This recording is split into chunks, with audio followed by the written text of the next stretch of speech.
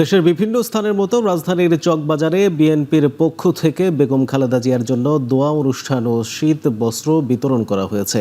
শুক্রবার বিকেলে চকবাজারে শীত বস্ত্র বিতরণ অনুষ্ঠানে উপস্থিত হন চকবাজার থানার বিএনপির সিনিয়র সহ সভাপতি হাজী মোহাম্মদ টিপু সুলতান সহ দলের নেতারা। এ সময় এলাকার নিম্ন আয়ের মানুষের মাঝে 1000 কম্বল বিতরণ করা হয়। এছাড়াও বেগম খালেদা জিয়ার জন্য দলের নেতারা দোয়া ও মোনাজাত করেন।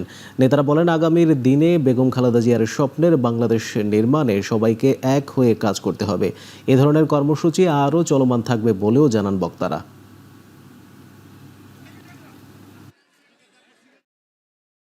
বাংলাদেশের জনগণের প্রত্যেকটি মানুষের 18 কোটি লোকের অন্তরে প্রাণের স্পন্দন আমাদের প্রয়াত নেত্রী, 3 বারের সাবেক প্রধানমন্ত্রী পৃথিবী ছেড়ে চলে গিয়েছেন।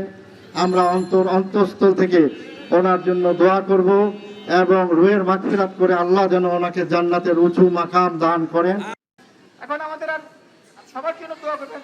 রব্বানা হাব লানা মিন আজওয়াজিনা ওয়া যুররিয়াতিনা কুররাতা আইয়ুন ইমামা, রব্বি সুযোগ দেন যাতে করে আমাদের বয়স্ক পাতা আমাদের যিনি আমাদের 21-এ পদকপ্রাপ্ত ফলো করবেন না।